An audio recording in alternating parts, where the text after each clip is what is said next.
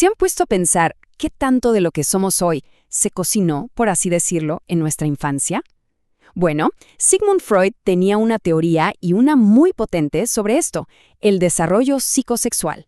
Hoy vamos a meternos de lleno a explorar cómo esas primerísimas etapas, según su visión, van armando pieza por pieza el rompecabezas de nuestra personalidad. Miren, este es el plan. Primero, vamos a ver la idea clave, ese balance psicológico que es como el motor de todo. Luego, nos metemos con las primeras batallas, la confianza contra el control. Después, a un tema denso, la formación de la identidad. Haremos una pequeña pausa, como en la vida misma, para socializar y cerraremos con lo que para Freud es el verdadero secreto de todo esto, la adaptación gradual. ¿Empezamos? Ok, empecemos por el principio. El corazón de toda esta teoría de Freud es una sola idea, el equilibrio psicológico. Pero ojo, no se trata de que todo sea perfecto, para nada. Es más bien como un baile, un juego constante entre dos fuerzas que se necesitan. A ver, ¿qué es este famoso equilibrio? Es como afinar un instrumento. Por un lado, tienes que darle al niño lo que necesita, satisfacer sus impulsos. Eso genera confianza en el mundo. Pero por otro lado, tienes que enseñarle a esperar, a lidiar con un no de vez en cuando. A eso lo llamamos frustración controlada. La meta es pasar por cada etapa aprendiendo la lección sin quedarse, digamos, trabado. Si eso pasa, Freud diría que se desarrolló una fijación. Y este camino del desarrollo tiene, según Freud, 5 paradas obligatorias, 5 etapas, cada una con su propio tema y su propio desafío, ¿eh? Arrancamos desde el nacimiento, con la etapa oral. De ahí pasamos a la anal, luego a la fálica, después viene un periodo de calma llamado latencia y finalmente todo culmina en la pubertad con la etapa genital. Vayamos una por una para ver cómo se va armando el edificio. Listo, entremos en materia. Vamos con las 2 primeras etapas. Pensemos en esto como los cimientos de una casa.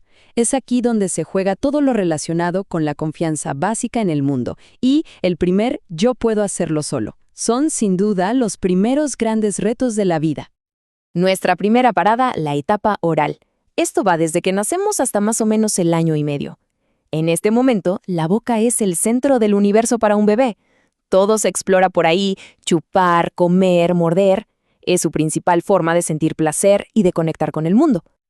Y aquí está el primer gran desafío, aprender a confiar. La jugada maestra de los padres, según Freud, es encontrar el equilibrio. O sea, sí, hay que atender al bebé, darle de comer cuando tiene hambre para que se sienta seguro. Pero al mismo tiempo, hay que ir introduciendo el destete poco a poco. ¿Por qué? Para enseñarle una lección fundamental. La gratificación no siempre es instantánea. Si este balance se va a un extremo, ¡pum!, aparece el riesgo de una fijación. Esto podría verse después en adultos súper dependientes, o quizás en gente que muerde mucho las uñas, fuma o es muy sarcástica. Freud diría, algo pasó en la etapa oral. Bueno, dejamos la boca y ahora el foco de atención se mueve a otro lado. Entramos a la etapa anal. Esto es, más o menos, entre el año y medio y los 3 años. Y sí, el tema central es el control de esfínteres. Es un momento clave, porque es la primera vez que el niño o la niña siente que tiene poder sobre su propio cuerpo y se enfrenta a las reglas de los adultos. Es el nacimiento de la autonomía. Aquí el objetivo es uno solo, lograr autonomía, sentir que se tiene el control. Por eso, la forma en que los padres manejan el famoso dejar los pañales es súper importante. Lo ideal es hacerlo con paciencia, con refuerzo positivo, sin presionar ni avergonzar. Porque si se es demasiado estricto, o al contrario, demasiado relajado, se corre el riesgo de crear 2 tipos de personalidades muy marcadas. La anal retentiva, obsesionada con el orden y el control, o la anal expulsiva, que es todo lo contrario, un caos andante. Veamos estos 2 caminos más de cerca. Por un lado, si la crianza fue súper estricta, con mucha presión, el resultado podría ser una personalidad anal retentiva. Pensemos en alguien obsesivamente ordenado, súper puntual, un poco avaro, rígido. Y por el otro extremo, si la crianza fue un dejar hacer total, sin reglas, podríamos tener una personalidad anal expulsiva, o sea, alguien desordenado, impulsivo, que quizás deja todo para después, más caótico. Ahora sí, llegamos a una de las etapas más famosas y, hay que decirlo, más polémicas de Freud, la fase de la formación de la identidad. Ahora la curiosidad se va hacia los genitales, se empieza a entender la diferencia entre niños y niñas y, muy importante, empieza a nacer nuestra conciencia moral, esa vocecita interna que nos dice qué está bien y qué está mal. Freud la llamó el superyo. Esta es la etapa fálica, entre los 3 y los 6 años. El foco está puesto en los genitales y en las diferencias, y es aquí donde Freud introduce sus famosísimos y controvertidos complejos de Edipo y Electra. En pocas palabras, la idea es que los niños sienten una especie de enamoramiento por el padre o madre del sexo opuesto, y ven al del mismo sexo como un competidor. Para Freud, resolver este conflicto es lo que permite que el niño se identifique con su padre y la niña con su madre, y así se asuma el rol de género.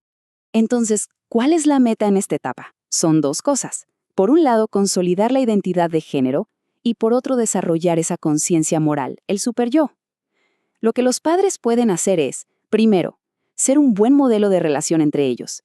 Y segundo, responder a la natural curiosidad de los niños sobre el tema con calma, con naturalidad, poniendo límites claros, claro, pero sin castigar ni generar culpa. Si esta etapa no se maneja bien, podrían aparecer fijaciones como la vanidad extrema, la arrogancia o incluso dificultades con la identidad sexual en el futuro.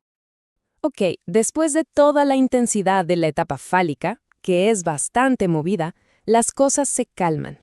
Es como la calma antes de la tormenta de la adolescencia. El desarrollo psicosexual se toma un respiro y toda esa energía se enfoca en otras cosas. A esta pausa la llamamos la etapa de latencia.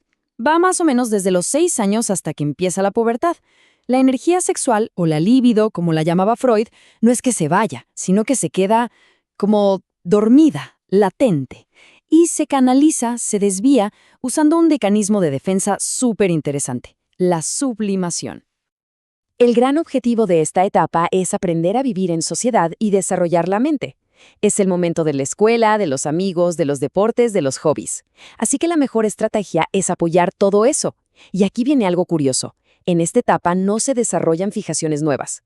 Pero cuidado, el verdadero peligro es que, si quedó algo sin resolver de las etapas anteriores, está ahí, agazapado, esperando a que llegue la adolescencia para salir con toda la fuerza. Entonces, ¿qué es exactamente esto de la sublimación? Es un proceso alucinante, piénsenlo así. Primero, se reprime la energía sexual, se guarda. Segundo, esa energía se desvía de su objetivo original, que sería la gratificación.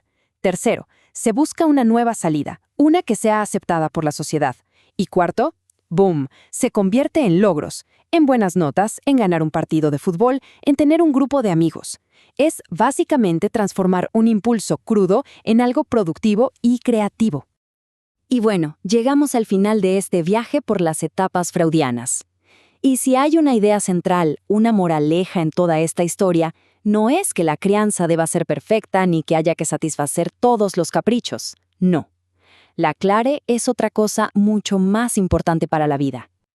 Esta frase lo dice todo. Escuchen. El desarrollo saludable no requiere una gratificación total, sino una interacción que enseña al niño a negociar, a adaptarse a la realidad y a internalizar las normas sociales de manera equilibrada. Dicho de otra forma, la meta no es la felicidad constante, sino aprender a lidiar con el mundo real, con sus reglas y sus demoras. De nuevo, la palabra clave es equilibrio. Entonces, para resumir, ¿cuáles serían las claves? Primero, atender las necesidades básicas con cariño. Segundo, enseñar a esperar, a manejar la frustración. Tercero, impulsar la autonomía pero con apoyo. Cuarto, ser un buen ejemplo a seguir para que se forme la identidad. Y quinto, ayudar a canalizar toda esa energía en aprender y socializar. Parece simple, pero es la base de todo. Y para cerrar, les dejo una pregunta para que se la lleven pensando. ¿De qué manera los ecos de estas etapas de la infancia, esa lucha por la confianza, por el control, por la identidad, resuenan hoy en la vida adulta? En la forma en que trabajamos, en cómo nos relacionamos con los demás, en nuestras parejas. Si miramos con atención, quizás encontremos muchas respuestas sobre quiénes somos.